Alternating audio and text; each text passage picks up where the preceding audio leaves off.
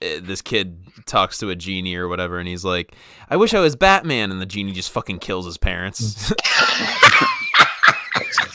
I think it's the Jimmy Neutron theme song. I will learn. Brain blast. Yeah.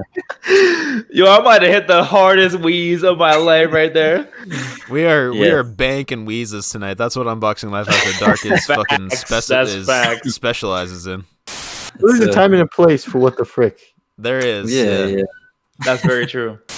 Cameron, that is not what we encourage on this podcast. I mean, it could be if we want to be fucking degenerates about it. I don't know. Listen to this man. He's preaching degeneracy. God dang.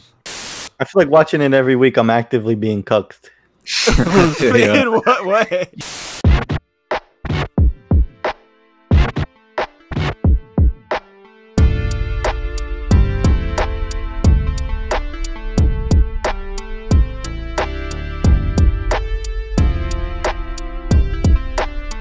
Yeah, when I was with a bunch of family, right? I had my Wakanda shirt, and it's like the Wu-Tang logo, but it says Wakanda. Yep. Yeah. Oh, that's cool. And so like everybody was making a big deal of it because all my family knows what the Wu-Tang is, and then my grandma asked me, "What's Wakanda?"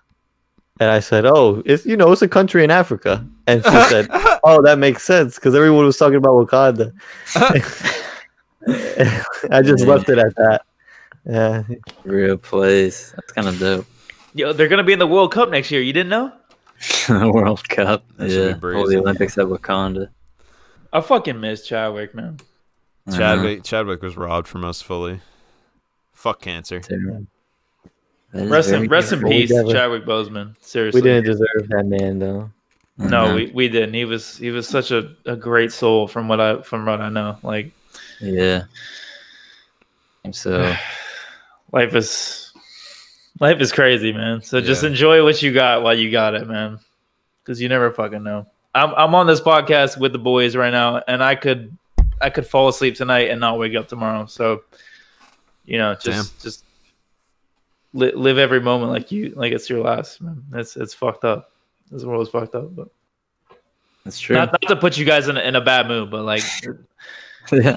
Just I love you guys. So a very firm and solemn start. What are we doing here, Trev? What are we up to? Oh, we are doing episode 50-1 of the Unboxing Life Podcast. I am your humble, gracious, grateful, and highly favored host, Treasure Coon, here with a few of my nearest and dearest friends. I got Mr. Amo with me. How's it going, baby? I'm chilling. We got the swag. We got the Marvel versus DC, even though I'm on the wrong side of the fence because I like Marvel more. But the two best superheroes. You guys are representing the two best superheroes. I'm not That's gonna lie facts. That's facts. That is true. Yeah. That's probably a normie take, but I'm with you all the way. It is. I mean, whatever. Yeah. It's hard when they pull. Superman's better than Batman. So he's not. There's quite a bit of familial tragedy spread between the two of them. That's for sure. That is very true. Spoiler alert. Yeah, there's a mad funny comic that I like a lot. That's like this kid talks to a genie or whatever, and he's like, "I wish I was Batman," and the genie just fucking kills his parents. Wait a minute. It's like, hold up. That's not what I wanted. Yeah, I'm Cameron, by the way. What's up, everybody? Yeah, I was gonna say, who are you? So I'm also joined by Mr. Cameron, baby boy, CB Lays. That's my boy. We just hit our 6-year mark. I've known this man for over 6 years now, and I'm very thankful that he's on this fucking podcast, man. We celebrated. Yeah, we've met twice in person, and he's one of the realest friends I have. So if you think internet friends aren't real, you can go fuck yourself. Honestly, literally, go fuck yourself. How about that? Because I fucking adore this man. Yeah, I adore this man. Yeah, I've seen him less than I've seen a lot of other friends, and I consider him more. I consider him as a brother. But we've almost shared more experiences. So yeah, almost.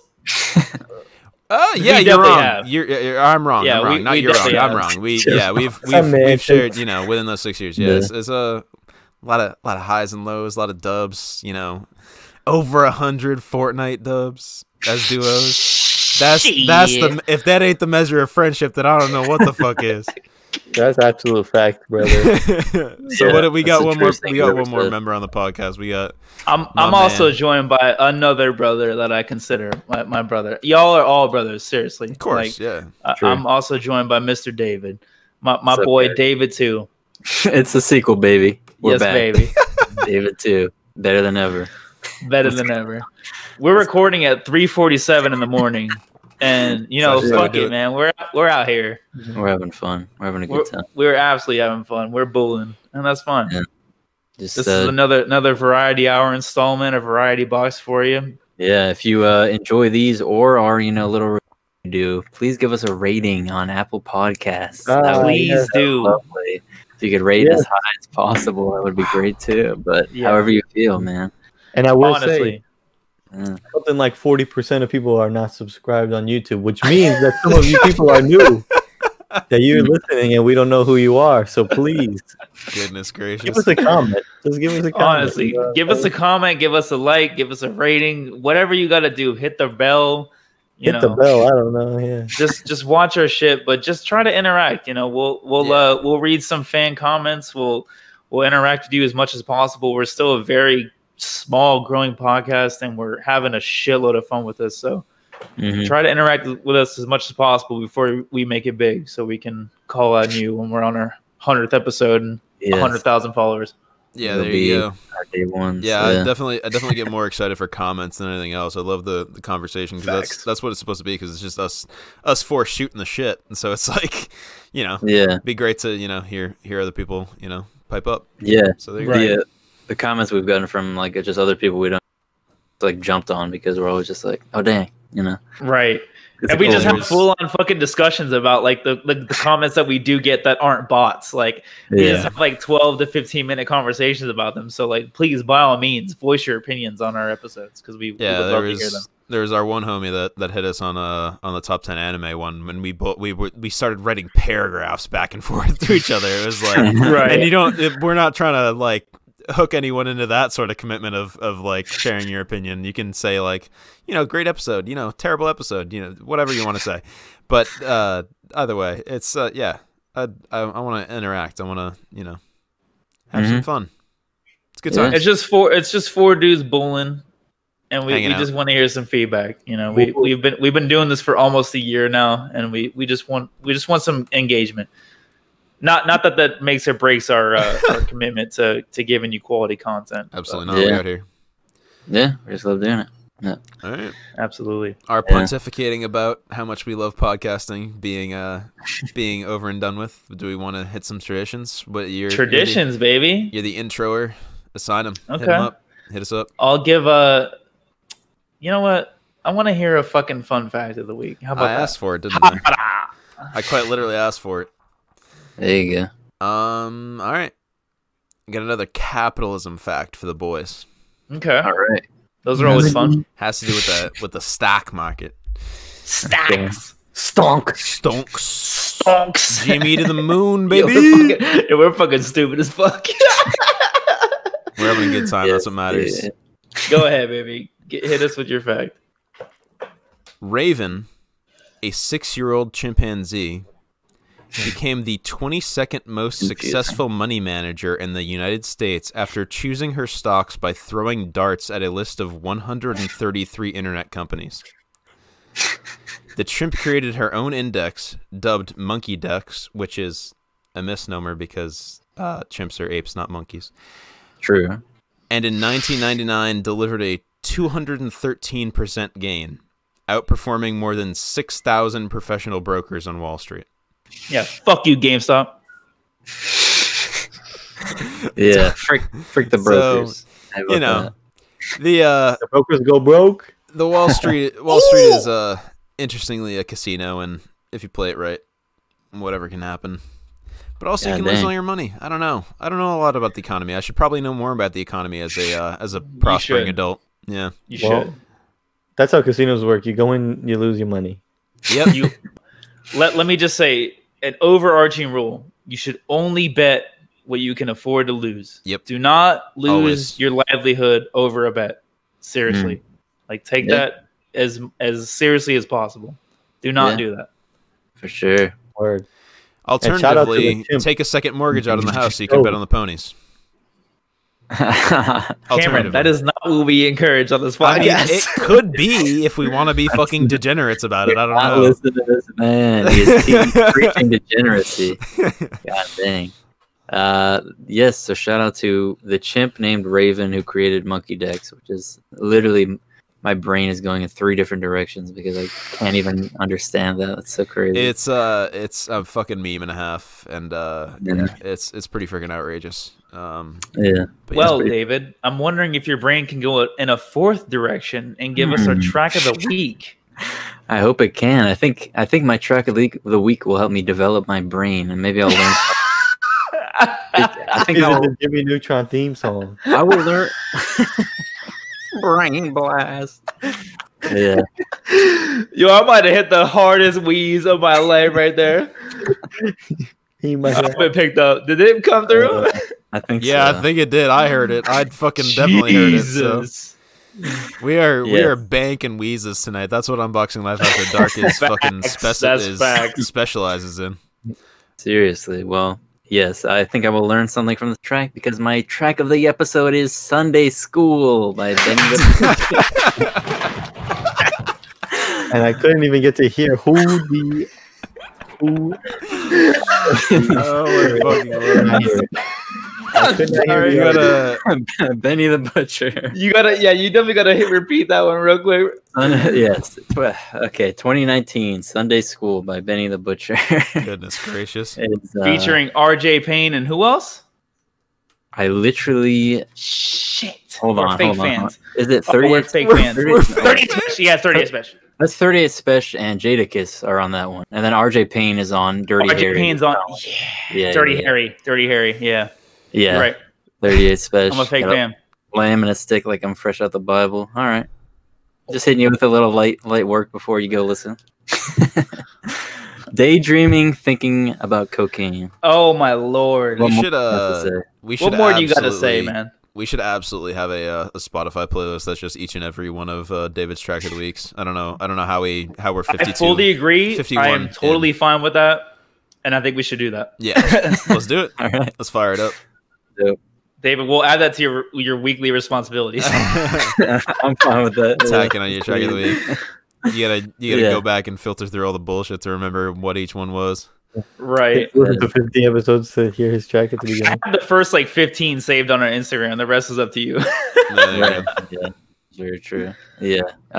Great. We're Plugs and Two just came out, so we're gonna be talking about it. But this is always a standout track. Oh my monstrous freaking beat. Oh my goodness, bro. Stupid. Insane. Stupid grimy beat. So stupid Derringer style, Griselda, through and through. Piano. This shit is fucking crazy. Yeah. Great track. Yeah. Love it. What's it again? Sunday School. Benny the Butcher. 38 Special. Jadakiss. What the heck? From Walmart. I don't know the song. I don't know the song. I don't know the bar, but he just says something from Walmart. I'm just that shit is so hard. Yes, the whole EP is one of my favorite Davidisms is what the heck? What the heck? What the heck? I love it. I say it a lot. 10 times out of 10, I love it. What the heck is better than what the frick? Absolutely not. Honestly, absolutely not. I said one of my favorites. I didn't say it was the favorite. What the frick is definitely up on the charts. My boy curses and he still says what the frick. I love it. Yeah. There's a time and a place for what the frick. There is. Yeah. That's very true. That's when you're super flabbergasted. What the frick? Yo, Leper Messiah, what the frick? That's when you're a minute and a half into the Waterfall remix, Oh, frick me. It wouldn't hit the same. It was fuck me. No, wow. Yeah, exactly. Wow. Yeah, no, it wouldn't hit the same if it was oh, fuck me. Absolutely fucking not, yeah. My 6 years of not cursing went into that one moment, and I'm happy with that. Yes, sir. It's all worth it. Elite. His experience. All right, Alex. Fuck all that. Give me that shit, baby. Give me that fucking fun fact or that fun fucking joke, brother. I'll give it to you, but first you gotta tell me. You gotta tell me. You're sober. I'm only 6 White Claws deep. Let the man talk. Yo, I asked for the fucking joke and I just started interrupting over. It was all good. We're having a dumbass back and forth. All right, we're shutting up. Go ahead, Alex. All right. What do sprinters eat before the big race? Bagels. Whatever Usain Bolt's eating, because goddamn it, he's fucking fast as shit. Hamstrings. That's strings of ham. That's a hot take, Trevor. Are you ready to defend that? Are you ready to defend calling Usain Bolt fast? Are you ready to go to bat for that? Excuse me? That's a hot take, dude. I don't know. Like Albert Pujols. Like, I'm about to fucking smack that shit out the park.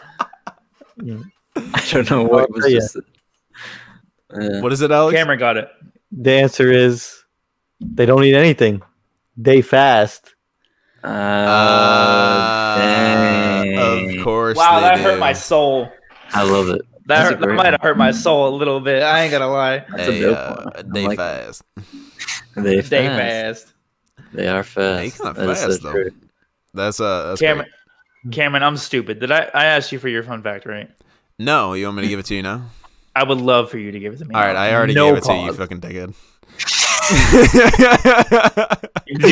I was first. Forgot about Raven the monkey on Wall Street. I was first. Yo, I'm drunk, brother. I'm sorry. Yeah, and you're great to mess sorry. with. You're great to mess with. I'm really glad I'm so sorry because I bought that and I was like, I don't know if he taught me or if he showed me. That's what makes it perfect. All right, it's just you. It's just you, baby boy. You're the, I would have totally let you repeat the fun fact. I would have too, and I probably would have been like, oh, "Holy shit! And you really did that?" Like, I'm not sure how much I can do that to beautiful people. Can't stretch it out that long. That's very true. All right, so that's with it. I guess it's me with my quote of the week. Is you. So for my variety quote of the week, I like last week. If you ever heard our last variety, I forget what it's called. The reunion. That's what it's called. Right. So I mentioned that I was part of an email distribution for the Black Excellence Council. And every Thursday they hit us with an email of a Black artist, visionary, leader in any capacity. They hit us with a quote of that, and they kind of give a background of who said the quote, and it's really inspirational. And this quote is by Ava Duvernay. This is this week's quote. When we're talking about diversity, it's not a box to check. It is a reality that should be deeply felt and held and valued by all of us. And I guess I kind of want to know, or I kind of want to give the little background that they gave in the email. And it says, did you know Ava Duvernay is a writer, producer, director, and distributor of independent films. She directed the Oscar-nominated historical drama Selma in 2014, which follows a portion of Dr. Martin Luther King Jr.'s life during an urgent call for voting rights. With this critically acclaimed work, Duvernay became the first African-American female director to receive a Golden Globe nomination and have a film directed for a Best Picture Oscar. Mm. In 2016, she directed 13th, a documentary about the criminalization of African Americans and the U.S. prison system, which received an Oscar nomination for feature documentary. Duvernay followed with the 2018 adaptation of the children's fantasy novel A Wrinkle in Time, before earning more acclaim for creating the 2019 miniseries When They See Us. This series was about the 5 teens who were wrongly convicted of the 1989 rape and assault of a Central Park jogger. It had over 23 million Netflix views during its first month of release, and 16 Emmy nominations at the 71st Primetime Emmy Awards. Wow. Ava Duvernay has exceeded expectations, giving viewers the representation needed on the big screen. Dang. That's I apologize for my stuttering and yeah, you're good. You're actually pretty good there. So She doesn't do light work. It seems like she only works in the heavy and important. It seems like no, she's a fucking queen. Yeah, that's salute to Ava Duvernay. That's pretty fucking baller. Not gonna lie. Yeah, Selma, I know, absolutely killed it. Told that story beautifully. Yeah, I've only heard good things about that and everything else he said. So yeah, go ahead, David. It's crazy. I didn't recognize her name because the 13th documentary I think is the only scene of those you mentioned. Yeah. Definite hard recommend. Pretty excellent documentary. We watched it for my classes, like extra credit. We like met up at night one time, and it was like a bunch of college kids, most of the class meeting up in this room at freaking like 7 at night to watch this documentary, and everyone was very engaged. Like it was crazy. Like there was crazy discussion after it. It's dope as fuck. It's that kind of documentary. Yeah, it's very enlightening and important for sure. So it's crazy. Yeah. You said it was the 13th, or was that Selma? That was 13th. Yeah, 13. Yeah, on Netflix should be. Yeah. So yeah, wow. Amazing. I'm glad to see that's taken a root in your life as well. Yeah, and that these quotes that I get aren't just obscure figures that haven't touched anyone in our generation. So I'm glad to see that that's touched your life as well. Yeah. You've seen it, David.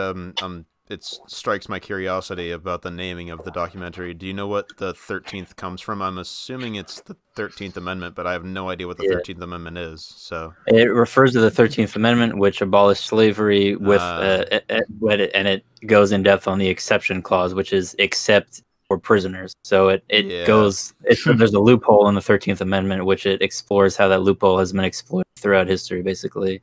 And certain things were criminalized. Basically, the prison industrial system started after slavery ended because a lot of people to keep making more money needed free or extremely cheap labor, basically. Yeah, it's not a hot take. It's been said multiple times to call the current prison industrial complex modern day slavery. Is what a lot of people refer to it as. So thank you for bringing that to my attention. I will definitely be watching that if it's on Netflix, like you said. So, the prison system. Yeah, I could say a whole lot about the prison system, but I'll do that when I'm more level-headed, I guess, and it's not 4 a.m. Yeah, private prisons is just a baffling idea on the face. Jesus Christ. Yeah, for sure. And I think it's definitely a thing that will... It just seems like the documentary is so well made because it has all these experts in the field just talking about it. It breaks down the facts and the history and the statistics. It's like, from what I could tell, it's just such a great introduction to that concept. Yeah, fantastic. I'll definitely check that out. Thank you, Trevor and David. Yeah. And thank you to the Black Excellence Council for providing me another absolutely fantastic quote. And there you go. I will probably be doing that for every one of our variety podcasts. So look forward to that. Yeah, I like that. Awesome. Great tradition. Yeah. Cool.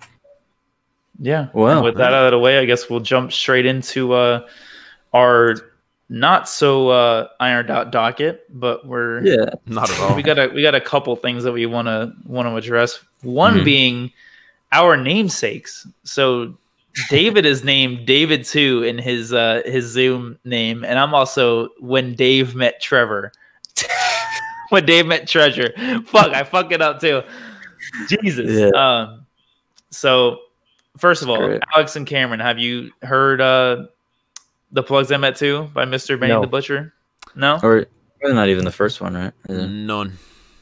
So, this will be a little bit of fun between me and Trevor. Yes, sir. Yes, sir. So y'all can take a back seat for like 10 minutes max. Max. I'll hit the bathroom. If you have any thoughts, feel free to share. Nah. I got to piss too, so it's fine. Dang. Yeah. David, how'd you feel about it? Like, let's be honest. How'd you feel about it? Okay. To get this out of the way, this is our first impressions, right? I've heard it. Well, I've only heard it twice because I've been listening to Master of Puppets, and I think Plugs I Met 2 has just been out for a week, right? So yep, just 1 week. Yeah, so I've given it a couple spins. So my opinion could change drastically. Plugs I Met 1 is one of the peas of all time. I'm with you on that. It's excellent. It's just so I don't know. Plugs I Met 2. not as good, I would say. I like it. I do like it. I don't know. Let me think. I thought I had my thoughts like piled, but it's weird. There's certain aspects to it. I think, was the mixing weird for you, or like was that just me? I thought it was incredibly crisp. My only like okay, so there's a couple drawbacks to it. One being it's not gritty. It's not the plugs I met. Yeah. And that's just like straight out the gate. It's not this gritty 90s hip hop like plugs I met masterpiece. This is a continuation of, it's almost like an evolution of that EP, and it works for itself and it also works against it, given that the plugs I met is, like David said, it's one of the best fucking hip hop EPs I think I've ever heard in my life. Like if he had like another 4 or 5 tracks and it was an album, it would be a classic album at the fucking gate. I definitely know more about it from you guys talking about it than from any other source. So yeah, right. Yeah. No, the plugs I met is a fucking phenomenal EP. It's like it's out of this world strong in its form and what it wanted to be. And the plugs I met too is kind of like an identity crisis, where it wanted to be like Burden of Proof, but it also wanted to be like the plugs I met. And in terms of the instrumentation, it's gorgeous, but it does not warrant the title of the plugs I met too. Yeah, that's kind of what I was thinking. It was like, should this have been the plugs I met too? And it's like probably not. I mean, it's interesting because he teamed up, I guess, with Harry Fraud as the only producer, right? Right. Yeah. So I thought my problem with the mixing, I think, was my car. I need to get a new car adapter, so I just want to get that out of the way, so I could say that, like, okay, like, yeah. Other than that, the production's great. So I guess it's great overall. Yo, I have an 03 Camry. I blew out like I blew out 3 of the 4 speakers. The mixing was trash. Honestly. Yo, and the only speaker that works is the one in the back of the fucking car. Obviously that's not actually the case, but that's fucking hilarious to think about. Yeah. I'm gonna be that guy who's like, I listened to it trash, so it's trash, but I listened to it through a Campbell's soup can, so it's trash. The mixing. What were they thinking? Yeah, I know, right? That's funny as hell. No, yeah. So production. Yeah, that's a great take, because I do want like Burden of Proof is great, and I think the argument, like, I might like it more than plugs I met. Like, just I don't know. Going back to it is kind of tough, but then it's like, okay, if you're gonna have this plugs I met series, have that be its own thing. Like, I get Burden of Proof is a lot more glitzy. It's not like selling out, but it's more just like, it's the blueprint. It's Benny's blueprint. Right. Yeah. And so, I definitely, as a fan, I just want that through line of, like, even if it's not going to be the albums, like, have the EPs that are just, that Reasonable Doubt stuff. Just have that going on. Just, right.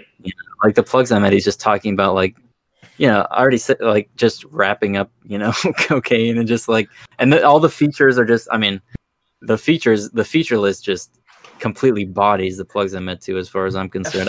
Facts. There's some good ones on plugs I met too, like Chinks, who, rest in peace, had passed away. Shit, I didn't know that. Yeah, right. Yeah, which I guess Harry Fraud worked with him a lot, so there's like a connection there. And then I thought 2 Chainz was good and stuff, but I mean, the first one is like he kicks it off with Black Thought, and then he has like Pusha T. He's got like RG Payne, like RJ Payne. He's got fucking 38 Special. He's got like the it never ends on that album. It's crazy, and that's it's a cool theme, because the plugs I met, it's literally like the other rappers are like the people, like the other, like the plugs he met. It's kind of like, it's cool. But yeah, I was gonna guess at that seems like the way to go about it is to, when you talk about title an album after, like, oh, this is about other people, and to have a lot of features makes sense. That's interesting. Yeah. So that's how I know y'all aren't as familiar with Mr. Lucky Day, who is a R&B singer, but he did a EP recently called Table for Two, where he had every track had a different female R&B vocalist on it, and it was kind of like a duet album EP so kind he of was thing. A player. Cool. Fuck yeah, he was, man. That man's slaying that put. But yeah, like Table for Two. Yes, sir. Elegantly yes, sir. But yeah, no, like that kind of concept isn't new. Yeah, that's cool. So Benny lays some of the best verses I think I've ever heard from him on Plugs I Met Too. Same. Like that second verse on No Introductions where he's talking about like, you know, I'm a like leave you missing like the Tupac case, and he just goes off like my Glock got enough fucking bullets for like to drive by for 2 blocks straight. That shit is fucking stupid. Like I was gonna highlight that verse too. Oh my fucking god, man! Like, and when Tony Met Sosa, that's one of my favorite Benny songs. Like, period. It's got such an immaculate sample, and he just it's such a Benny intro. It hurts like to even like shit on the album that it comes on. Yeah. But none of the features hit for me at all. None. Okay. Not even a single one. Rest in peace, Chase. I didn't know he was deceased, but none of these hit for me at all. Interesting.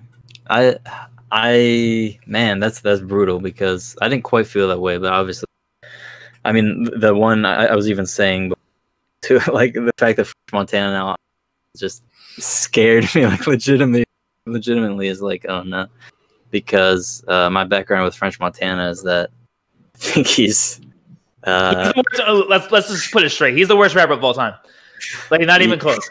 I think he's the worst rapper of all time. He's up there with like Logic when he like when Logic misses, it's like with French Montana. Bro. I swear to God. Honestly, Logic, by the way, I'm the resident Logic stan. Yeah, Logic has some weak tracks. I'm just like I just. It's so fucking funny to me how much you guys hate French Montana, because I could not give a fuck about French Montana. Like, he just like no one could give a shit. No, but like he just exists, and I'm like, okay, sure, he's fine, I guess. But like, you're like, he's trash. Like, you're like, he's awful.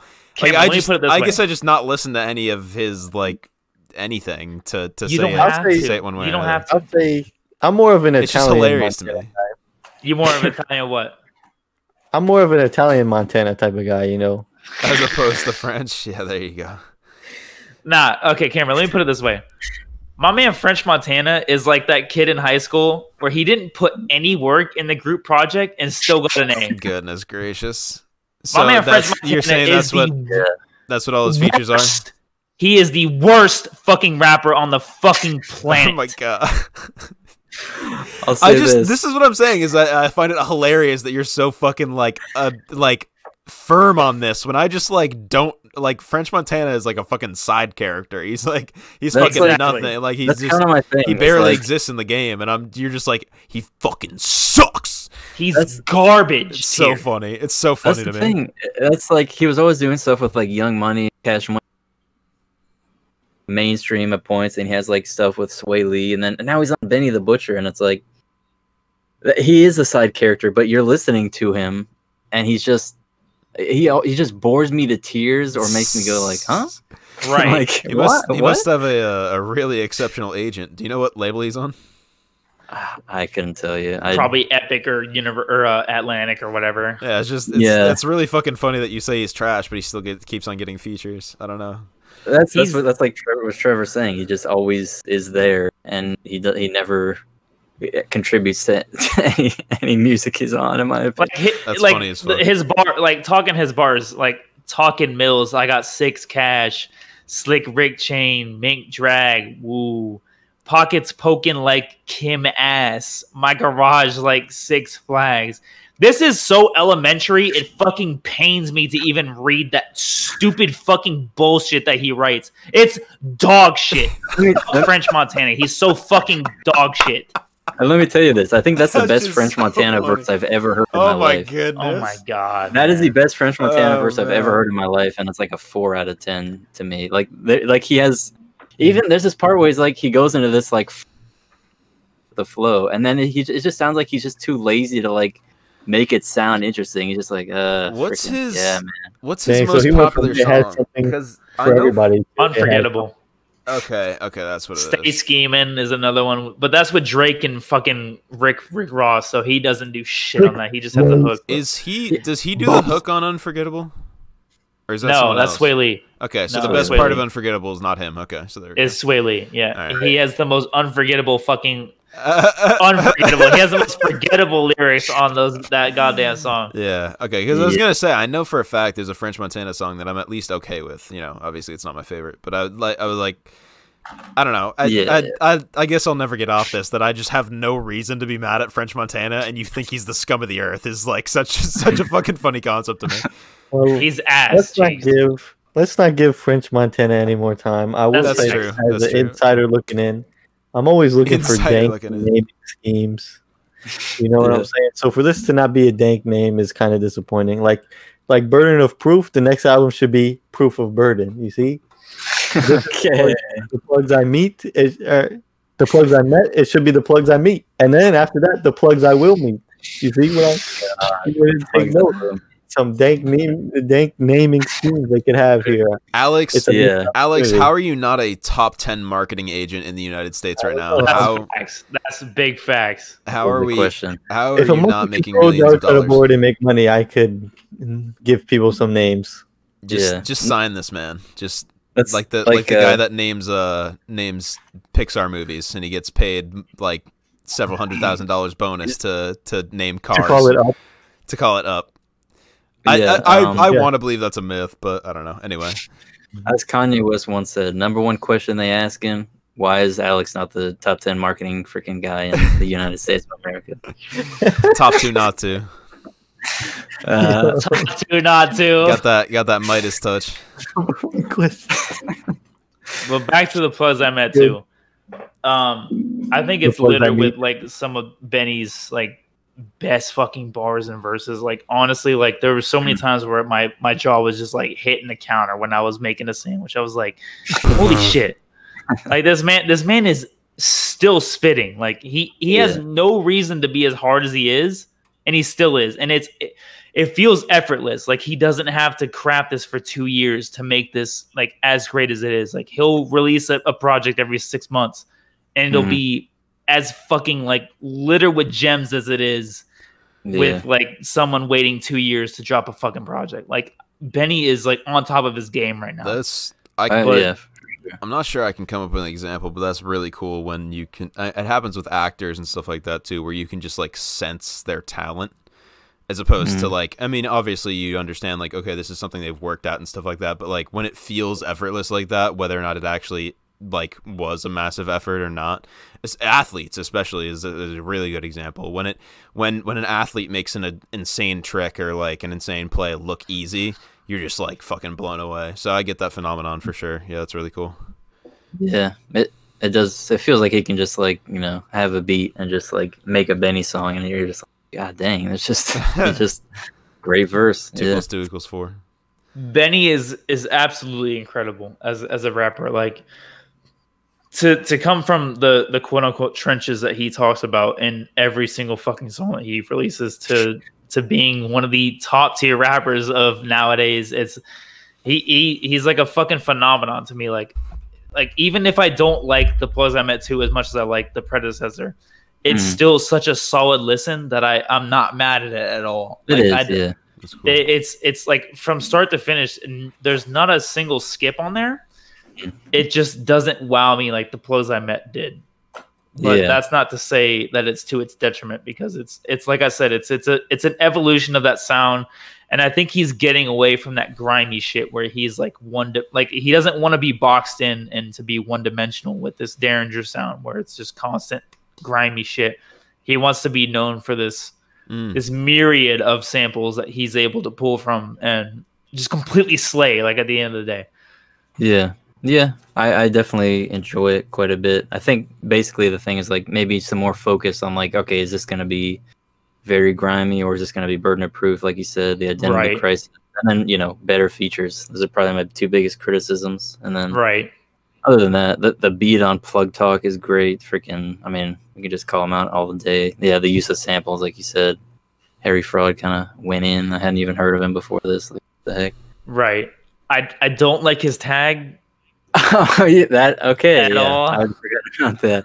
The music of the Harry Fraud, like it's just like sounds like a SoundCloud tag that someone bought on Fiverr, and it's on like every song on this, and it makes it feel like a mixtape. That's funny.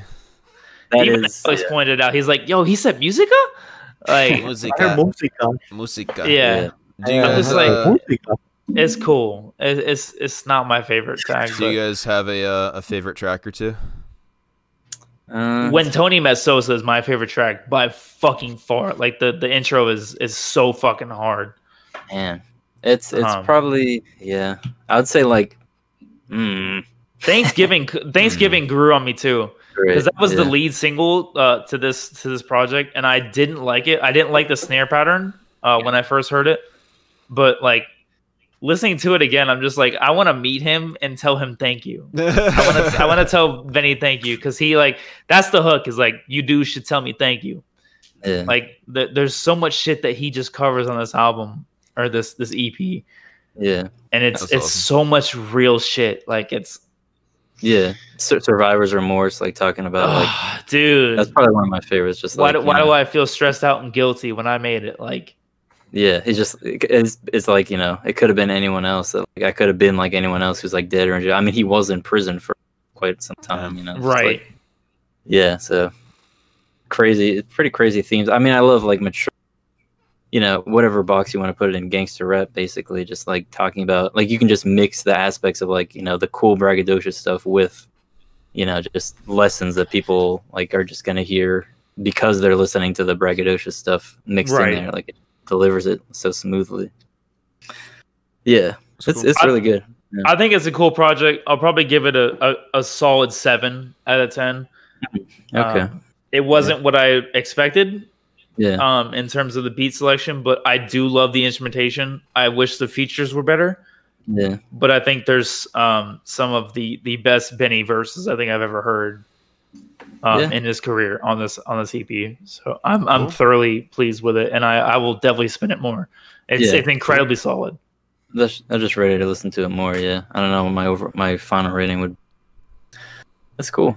And the reason why we're giving him so much time is because we, like, David and I respect him so much as a rapper. Like, we will absolutely anticipate his next release so much because we like adore him. So like, I mean, Plugs I Met was was my introduction to Griselda. Basically, I listened. Same with me. I was like, this is amazing on its own, and then I just listened to more of their stuff, and it's like, all right, it's a big EP for me for sure, and the sequel is a big deal. So.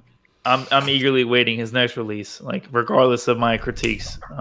Yeah, that's good. It is. I'm happy we got it. When did that drop? Like August of 2019. Plugs I Met, Plugs I Met 2. Like last week. Plugs I Met 2 came out last week. Yeah. I don't know. I was trying to get an exact date from you guys because I figured it was very recent because we're only just talking about it. Yeah, it was like the 19th or something. Cool. Yeah. Very cool. Yeah. Good times for music. Honestly, for Zelda fans, of course. You know, a lot of good music coming out. Yeah. Well, jumping back into the pod. Hello. As we talk about Divinity 2. Hello, ladies and gentlemen. What's going on in the world, guys? I had a question I wanted to ask you guys, and I guess I formed that question after I've been talking or thinking about it for a couple days now. So I know you guys don't listen to the Joe Budden podcast, but there's a lot going on with that podcast where 2 of the hosts aren't actually showing up to the show. There's a lot of tension going on, a lot of background with their business dealings, and you know, a lot of shit's going on, honestly. So Rory and Maul are not showing up on the podcast, and you know, there's some stuff that they need to work out. But it brought me to thinking about our podcast. And I know that we're not signed anywhere. I know that we're not making any money off of our podcast, but it's never too late, or it's never too early to think about what you want out of this thing. So I guess I wanted to ask you guys, in a nutshell, what are you guys looking for with this podcast? Like, where do you see this podcast going? and what do you want from it? What is your end goal with this show? So honestly, I'm glad you brought this up because I've been wanting David out of here for like weeks. Honestly, I think the podcast could like succeed so much more massively. I might wring your neck for that take, and honestly, that's fine. Yeah, that's the most murderous take I've given so far. You were gonna cut right in, Alex, but I did my bullshit before that. Go ahead, give an actual answer or a joke answer. I don't know. I was just gonna give a freaking Wu-Tang answer and say, domination, baby. Domination, baby. Okay, so I'll get everyone else's take, and then I'll go back to you. We'll form my vote on, so yeah, we do. I do definitely have a real answer to this, but you go ahead, David, if you want to go first, because I already talked.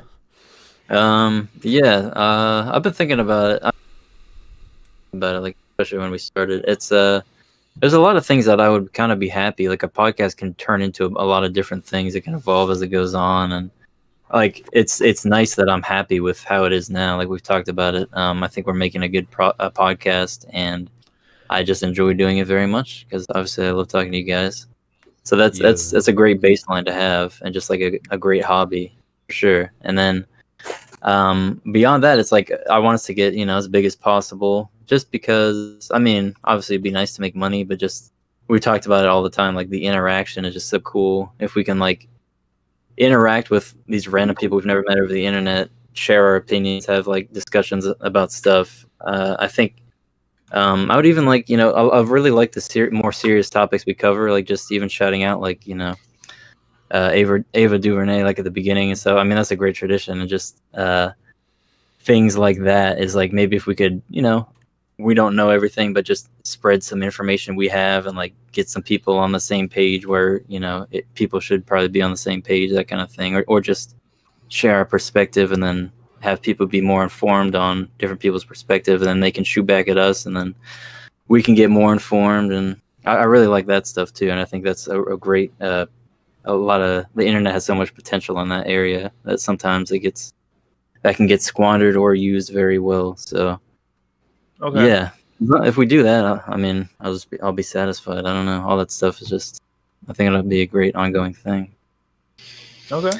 All right. Yeah. Honestly, can we get David out of here? Because I let him go first, and then he completely made himself difficult to follow, and I'm kind of upset about it, honestly. So. I mean, very. He is the puns I met. Yeah. Go ahead, Alex, and then I have my real answer. Yeah, I will say, I think I really enjoy the aspect of just of taking it easy, getting on, talking about anime we watch, talking about music we watch, talking about things going on with us, because there's a lot of crazy stuff going on in the world, and I like having that excuse to just kick back and forget about it for a couple of hours. Definitely. And talk about it.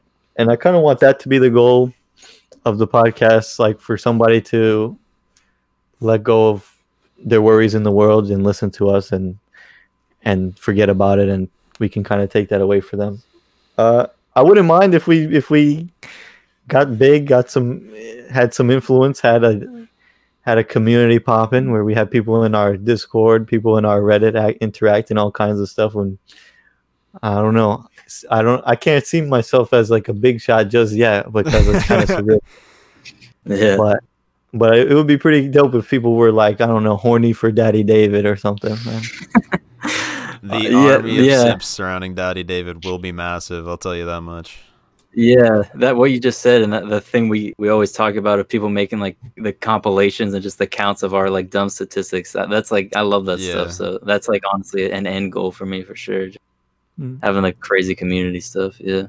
Yeah, the idea. Okay. Yeah. So on all, David very well said, obviously, and Alex as well. The idea of generating a community that surrounds us is really fucking cool to me. Especially when I see on Twitter and stuff like that, a lot of Offline TV is a content group that I follow closely. That's like Toast, Lily Pichu, Pokimane, all them, Skara.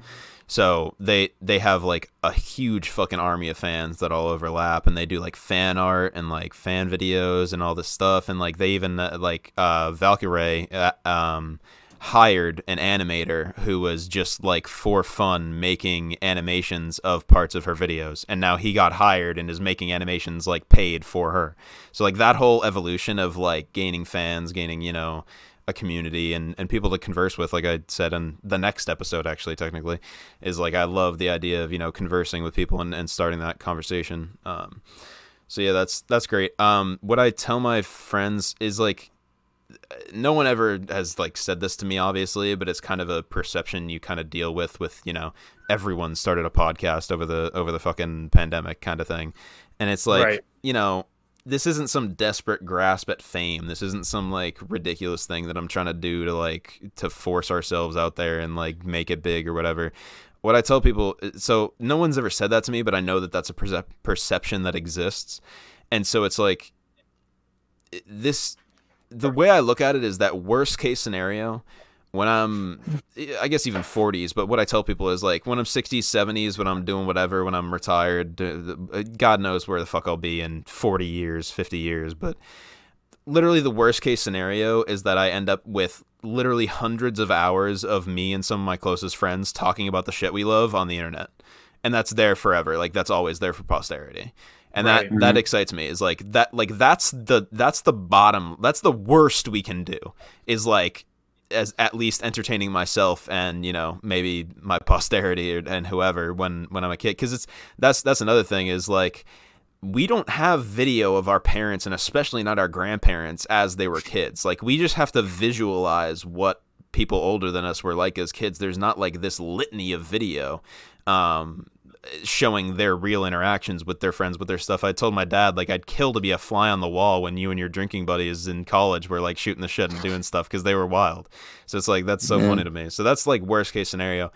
Best case scenario for me, I think, is if we turned it into, but we're already on that natural progression where the way the community builds around us, the absolute ideal for me would be if it was like a book club sort of a thing, where we did like with the albums we cover and with the anime we cover, we announce that ahead of time, and then our fans can watch that with us. So like we say we're gonna do Jujutsu Kaisen next week, and then, you know, however many people follow us also watch Jujutsu Kaisen or do a rewatch or are ready for it and are ready to, you know, comment and share their thoughts with us. And the same thing with the albums. Like we do like album listening parties basically, where, you know, all the fans have already listened to the album, they know what the fuck we're talking about, and it's not something that they just like passively heard forever ago and click on a podcast. It's like more of a fluent process. So and then the variety hours, we just shoot the shit like we are right now, and I love that. I love just like, you know, recording just us talking and doing whatever the fuck and laughing and having a good time. So right.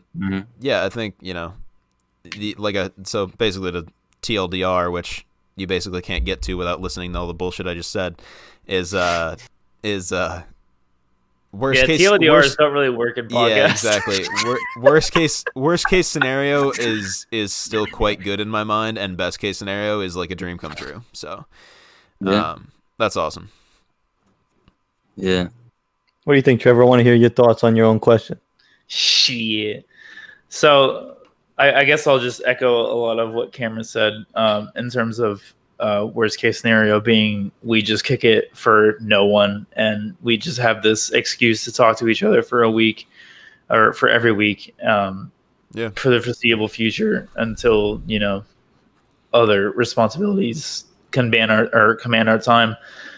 Best case scenario being that we have this litany of followers that just follow us to the end and beg for more. Like we only record, you know, hour and a half long episodes, and they just like, they're in our YouTube comments just begging for more that's the dream unboxing live podcast. That's the dream come true to me.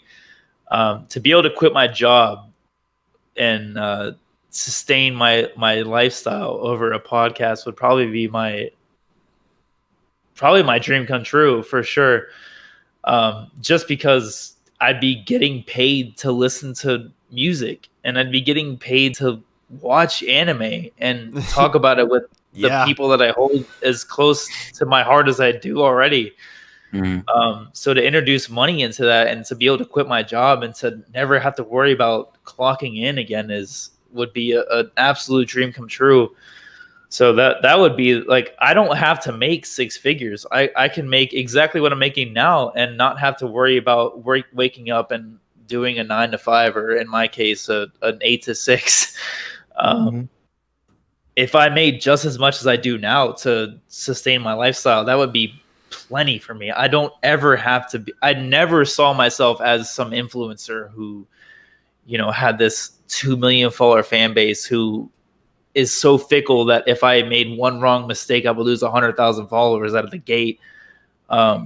It's more so building a solid fan base. I would understand that I make mistakes and that I'm human, and that would be my dream, to just have that people, those people around me that just fiend for more of my shitty hot takes, you know. Yeah, I already have as much fun as I do with this podcast. I don't need to be paid at all. I'll do this for the next 20, 30, 40, 50 fucking years if these kids want to do this with me. Like this money means nothing to me at the end of the day. Money, you can't take money to the grave. Like Drake has a whole song, "If I Die Put My Money in the Grave." Like, money means nothing at the end of the day. Like, if I can sustain my life, we have to live by. Exactly. It's a social construct that's been built for several thousands of years, and it means nothing to me. Like, if I could make 50 grand a year and sustain my lifestyle and talk to my friends for my lifestyle, that would be plenty for me. So that's an unboxing house. Say that again.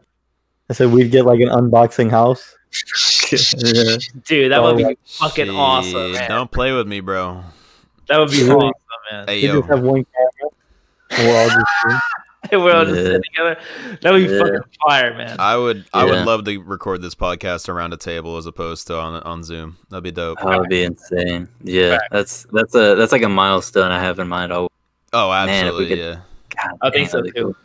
But I think if, like the Joe Budden podcast, you say that there's two co-hosts. I think if that had to be any of us, it would probably be me and David if they finally catch up with all the mass arson, you know. Yeah, the legal issues, we might have to flee town. Yeah. Hey, bro, you realize this is anything you say can and will be held against you in a court of law. That's what's going on right now. Recording it on the internet. Yeah. I can't say too much anymore. This is evidence now. I saw I saw a freaking tweet the other day that was like about like the worst thing you've ever done on an accident, and it was this guy who like posted a picture of like this bonfire or whatever because he thought it looked cool, or he was making some dumb joke and he was like, "You guys will understand tomorrow," and then he like wasn't feeling well in the morning, so he didn't go into school, and then the school got set on fire the next day. And so everyone was texting him like, "Did you do it? Did you do it?" And he like was under investigation from the school and the police of like if he was an actual fucking arsonist because he was trying to make some dumb fucking joke. Holy shit. And he was just like trying to sell his mixtape or some shit.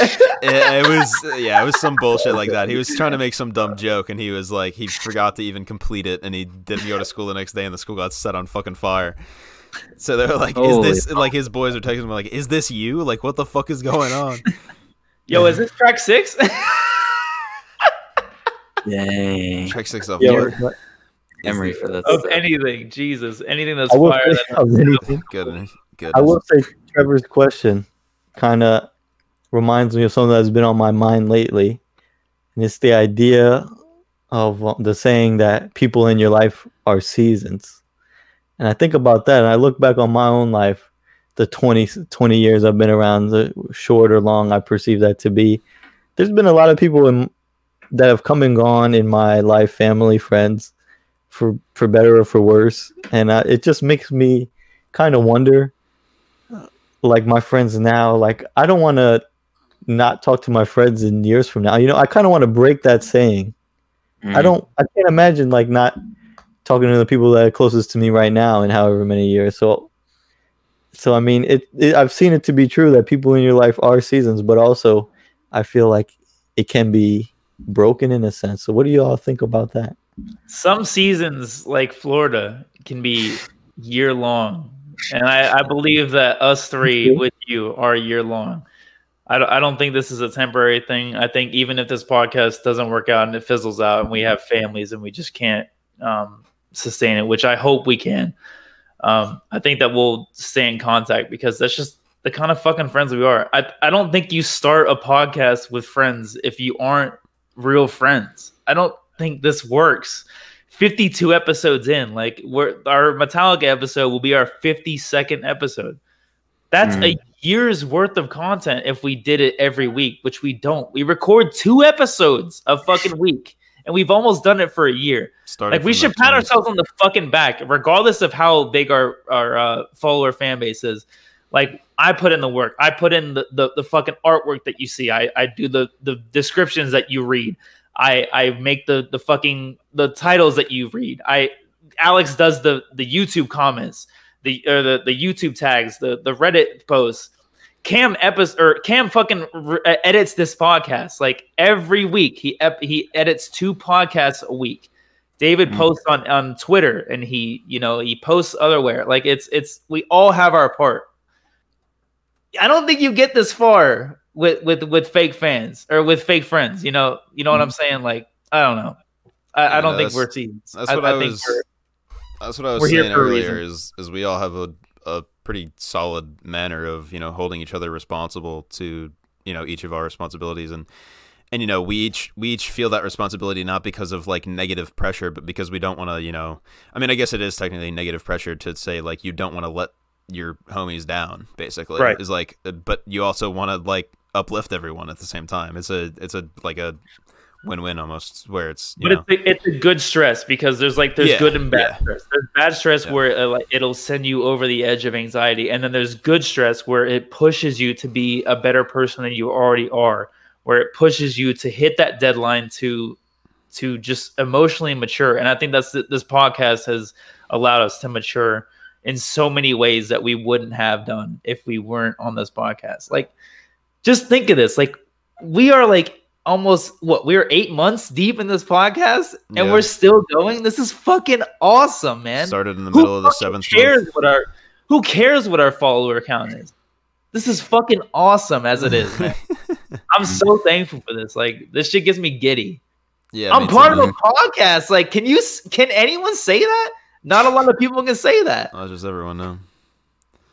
No, it's fucking awesome, man. And a podcast that produces content that we're actually proud of. We're not just like out here being shitters and like having like nothing to talk about it. Well, I mean, sometimes we stroll into Variety Box with jack shit and we just like say, hey, and then we come up with stuff. And we're talented. Honestly, we haven't had it. We haven't had, I don't think, a bad improv one yet. Even the one without you, Trevor, was pretty solid, like you said. Fire. So, yeah. So. We've definitely gotten better. It's hilarious, like thinking back of like we knew that we would get better, and that like, but we were still putting our best foot forward with episodes, especially like 1 through 10, especially before we changed the formula when we would like the logic of Death Note and freaking and future doing a fucking album review with an anime review and future sex demon slayers, and so the episode would be like 2.5 hours to like 3 hours long, and it was like cut up in fucking weird parts, and we would even go off on tangents like within those episodes. So it was just like, I mean, honestly, I still stand by those. I think they're still good entertainment. I think we still do a decent job, but they're just like they're not organized as nearly as well as we do it now. Where else are you going to get an in-depth review of Mob Psycho and the Jay-Z albums that defined his career? Yeah, we did both seasons of Mob Psycho and 2 Jay-Z albums in one episode. That is absurd. Right. That is fucking ridiculous of us. That is so outrageous of us. Oh man! And we would, even when we would talk about an album, we would be like, "Oh, what are we gonna do for the rest of the pod?" Right. We would talk about it. We would talk about an album for like an hour 15 and be like, "Okay, now what else are we gonna talk about to hit like the 2 hours we want to hit?" This shit was outrageous. Yeah.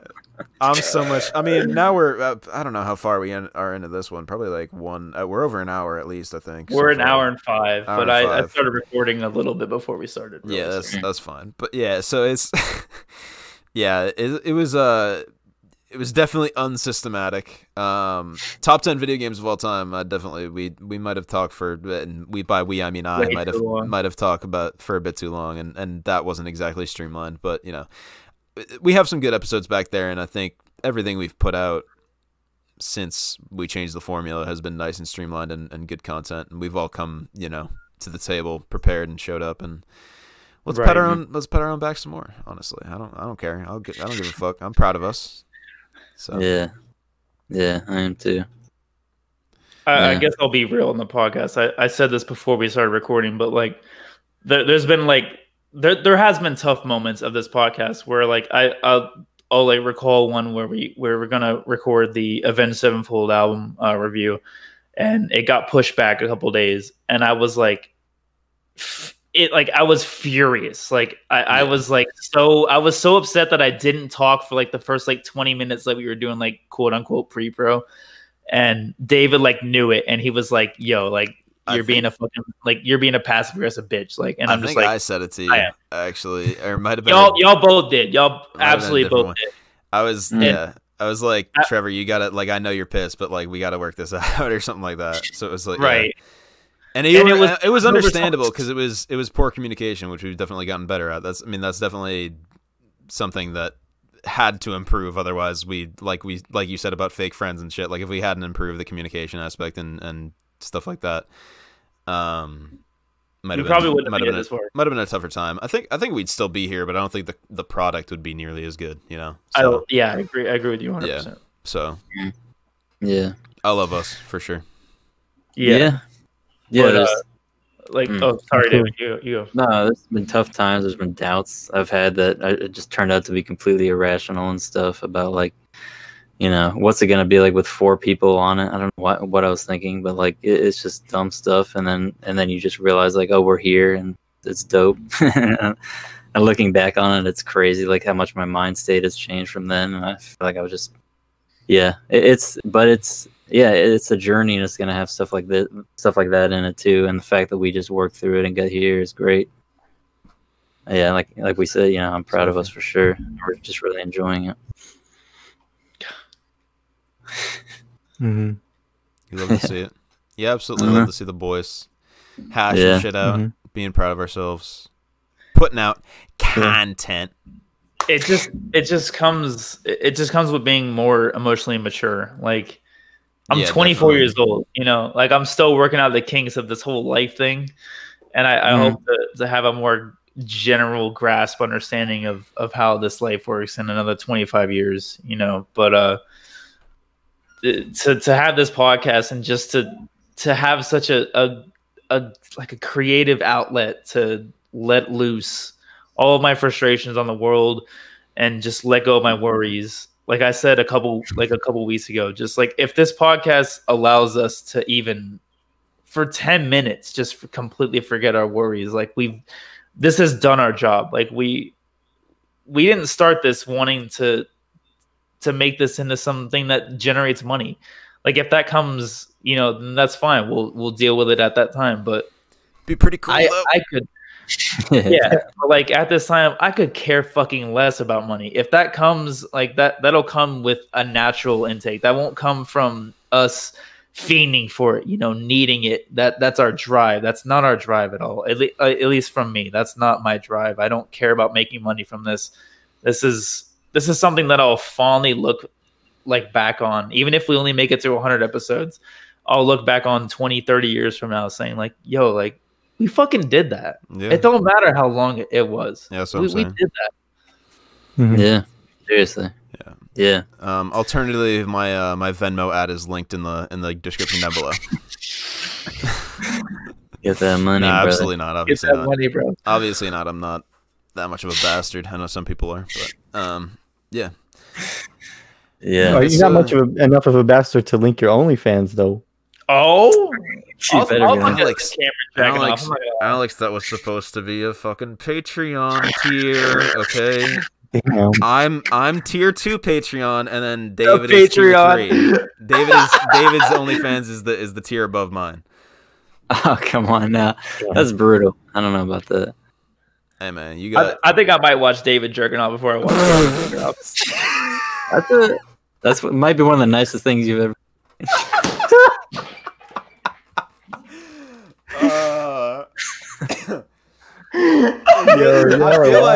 I feel like it's illegal for me to put that in the intro. I feel like that it's not, and you have to. Yeah.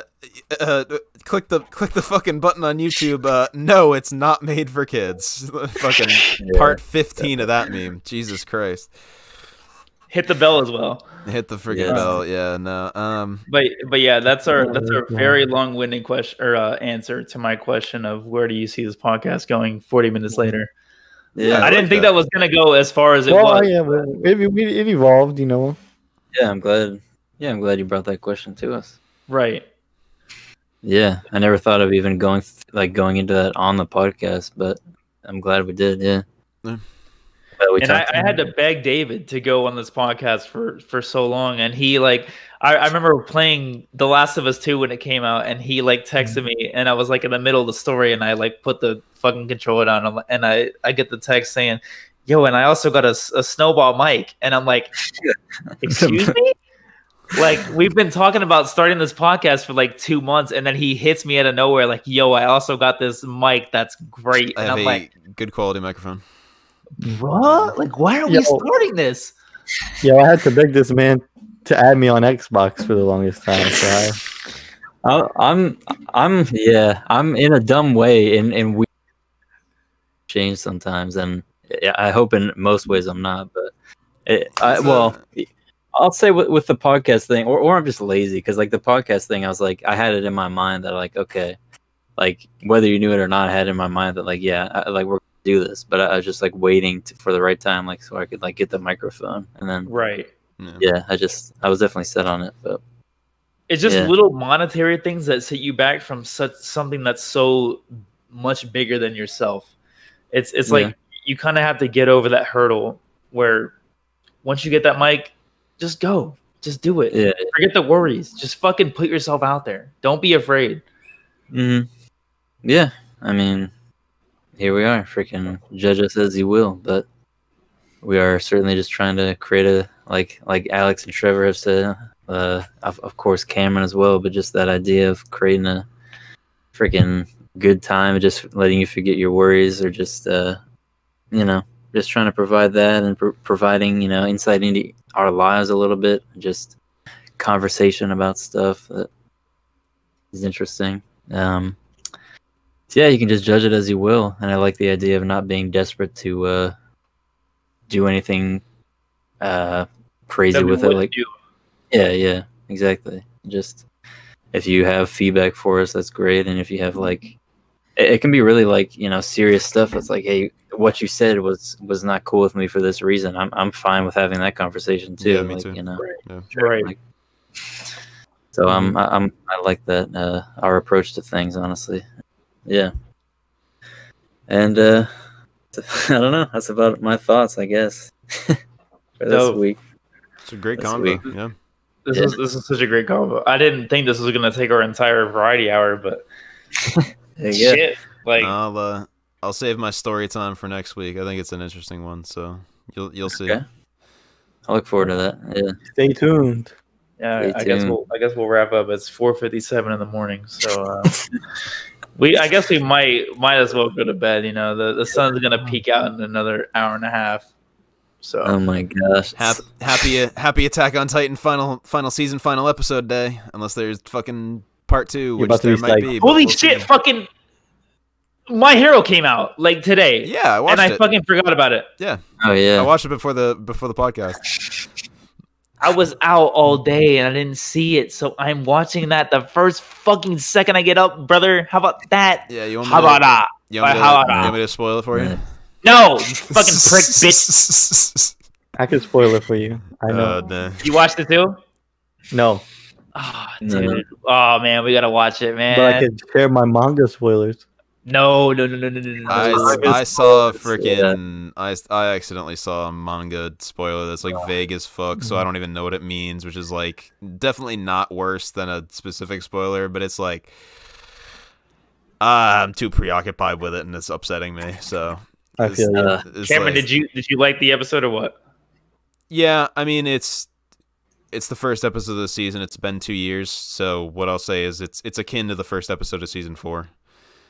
Where they do a lot of reviewing the quirks and stuff. I'm gonna let them stack up. So that's all I'll say. I mean, it's still a good episode in and of itself, but it's gonna be, it might be a little annoying from your take on the fact that you don't like when they say the quirk every time they show the character. I don't, but it's a fraction of the episode technically, so it's like whatever.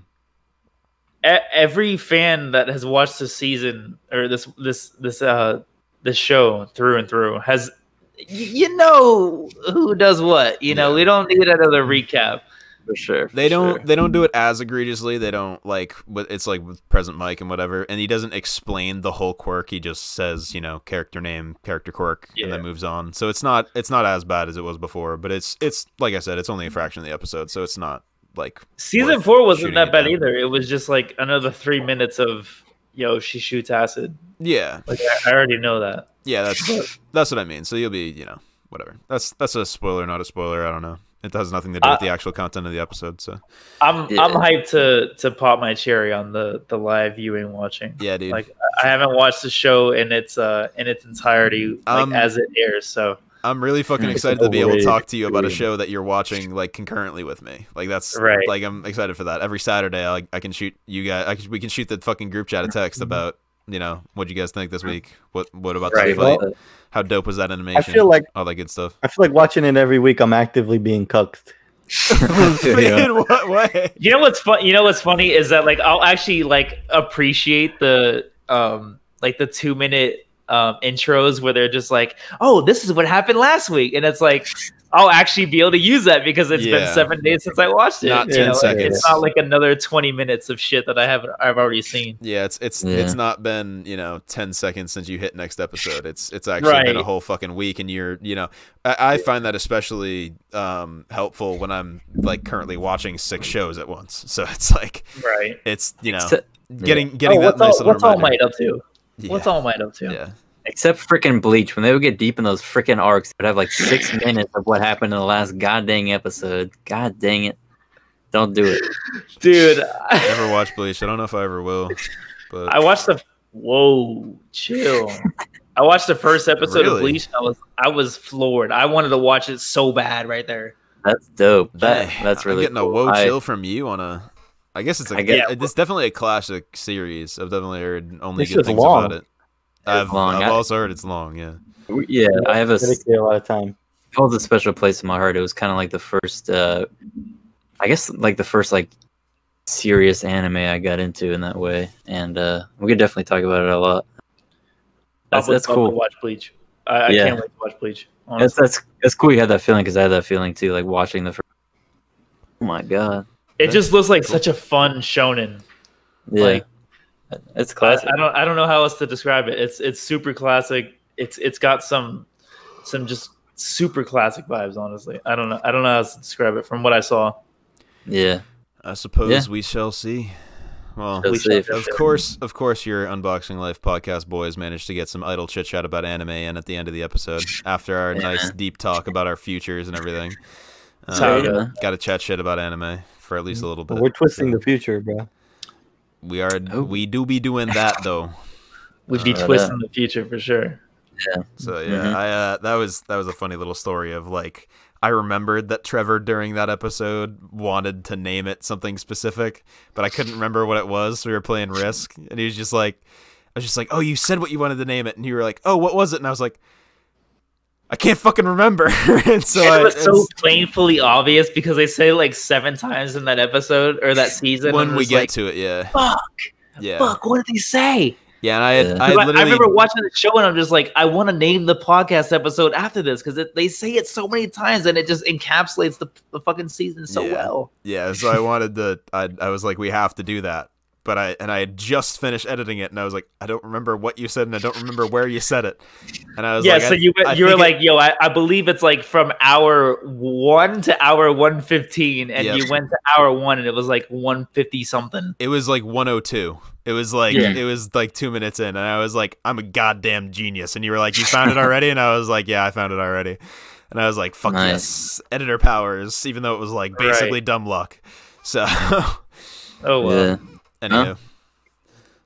Yeah, there you have it, everybody. That's some fun behind the scenes. All right. Yeah. I guess we'll call it because it's 5:03 in the morning. Might just do it. I think my bed is calling me. I think it's time to call it. Yeah. been real, everybody. Very real, I think. Enjoy this episode. Hope you all are doing well. Hope you all having a real time, not a fake time. We are not being fake out here. We're being real. So, have a good week, everybody. Love it. Yeah. Yeah.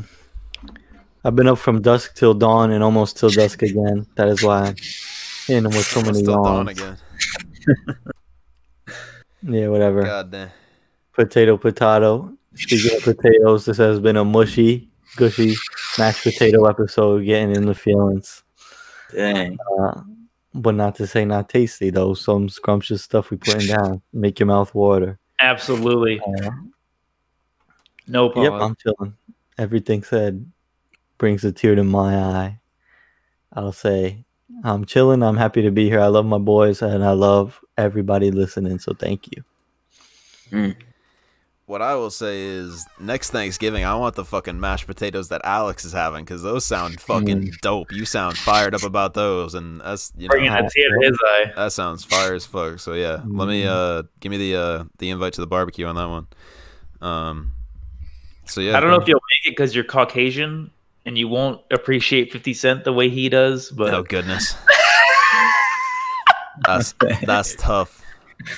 You know what? That's just got too many layers for me to think about right now at 5:05. Yeah, we'll cruise on out of here. Find us on socials at Unboxing Life Pod on those two, and then r/Unboxing Life Podcast. Adios, everyone. It's early at this point. It's not even late anymore. It's early. That's what I'll say. So adios. See you later. We're out here living our fucking best life. It's 5:05 in the morning, and we're still recording.